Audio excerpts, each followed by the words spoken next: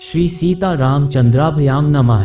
स्वागत है आप सभी का हिंदू ग्रंथावली ऑडियो बुक चैनल में। 69वां सर्ग। दल बल सहित राजा दशरथ की मिथिला यात्रा और वहां राजा जनक के द्वारा उनका स्वागत सत्कार। तदनंतर रात्रि व्यतीत होने पर उपाध्याय और बंधु बांधवों सहित राजा दशरथ हर्ष में भरकर सुमंत्र से इस प्रकार बोले, आज हमारे सभी धनाध्यक्ष खजांची बहुत सा धन लेकर नाना प्रकार के रत्नों से संपन्न हो सबसे आगे चलें। उनकी रक्षा के लिए हर तरह की सुव्यवस्था होनी चाहिए। सारी चतुरंगिनी सेना भी यहाँ से शीघ्र ही कूच कर दे।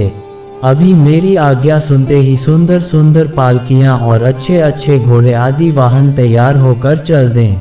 वशिष्ठ, वामदेव, जाबाली, कश्यप, दीर्घजीवी, मार्कंडेय मुनि तथा कात्यायन ये सभी ब्रह्मर्षि आगे आगे चलें।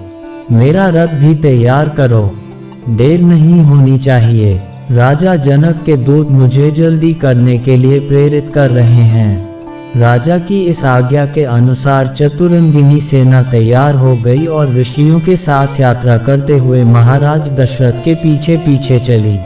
4 दिन का मार्ग तय करके वे सब लोग विदेह देश में जा पहुँचे।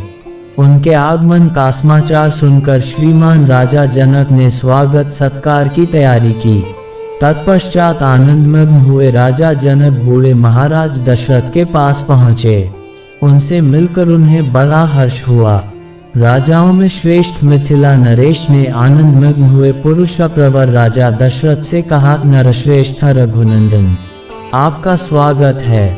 मेरे बड़े भाग्य जो आप यहाँ पधारे। आप यहाँ अपने दोनों पुत्रों की प्रीति प्राप्त करेंगे जो उन्होंने अपने पराक्रम से जीत कर पाए है। महातेजस्वी भगवान वशिष्ठ मुनि ने भी हमारे सौभाग्य से ही यहाँ पदार्पण किया है।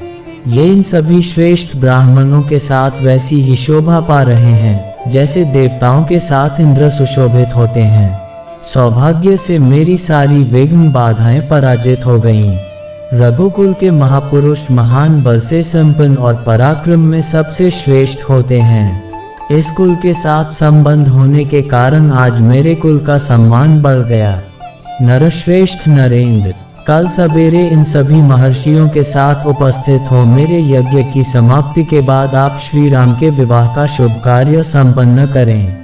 ऋषियों की मंडली में राजा जनक की यह बात सुनकर बोलने की कला जानने वाले विद्वानों में श्रेष्ठ एवं वाक्य मर्मज्ञ महाराज दशरथ ने मिथिला नरेश को इस प्रकार उत्तर दिया, धर्मज्ञ, मैंने पहले से ये सुन रखा है कि प्रतिग्रह दाता के अधीन होता है, अतः आप जैसा कहेंगी हम वैसा ही करेंगे। सत्यवादी राजा दशरथ का वह धर्मानुकूल तथा यशोवर्धक वचन सुनकर विदेह राजा जनक को बड़ा विस्मय हुआ।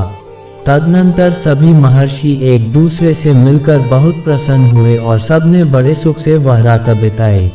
इधर महातेजस्वी श्री राम विश्वामित्र जी को आगे करके लक्ष्मण के साथ पिताजी के पास गए और उनके चरणों का स्पर्श किया।